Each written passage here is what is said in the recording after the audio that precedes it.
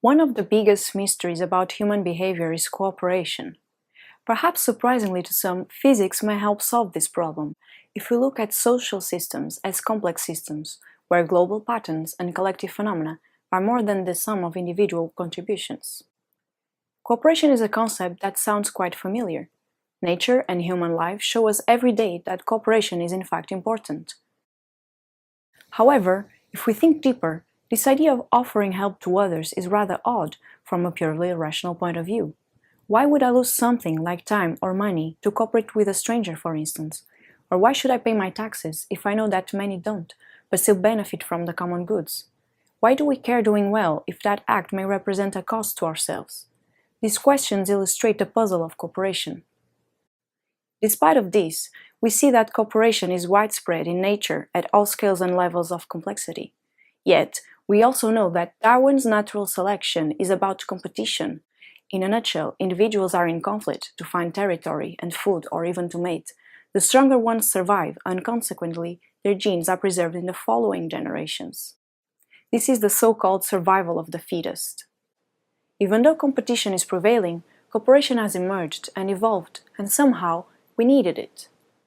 Our present challenge is to understand the mechanisms that enabled the cooperation emergence over time. But how can we discover and model such mechanisms?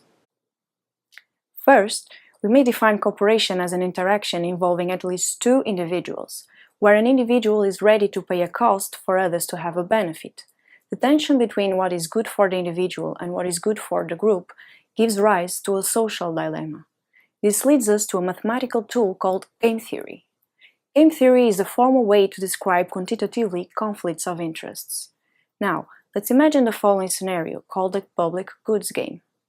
There are n players, and each one chooses how much to contribute to a common pot and how much to save. Then, the amount contributed is increased by some factor and equally redistributed.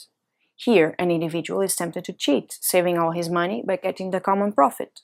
However, the population does best if everyone contributes. How can cooperation emerge in systems like this one?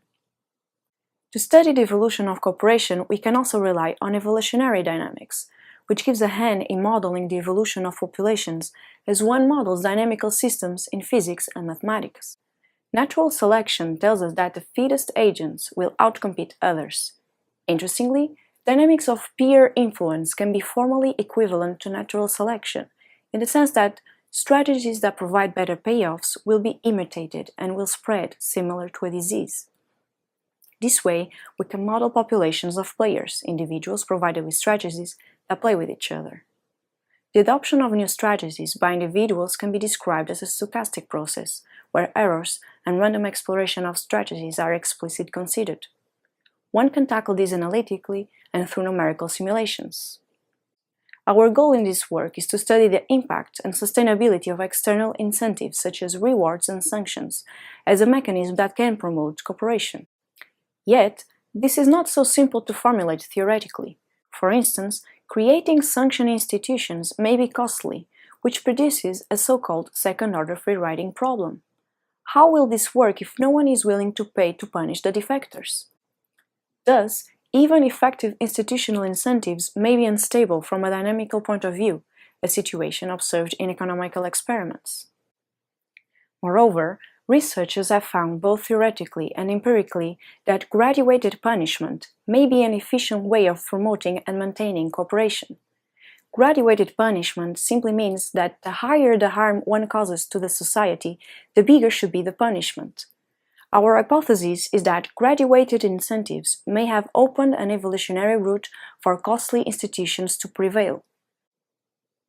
In this thesis, we aim to explore this hypothesis in two different ways. First, we would like to understand how graduated incentives have evolved with cooperation. Secondly, we would like to apply the insights attained to human endeavors where cooperation is not achieved, as for instance, the present worldwide problem of the climate change and environmental protection. This is likely the most important collective dilemma we face, and the one where carefully designed institutions and incentives may help us to coordinate efforts towards the preservation of the planet.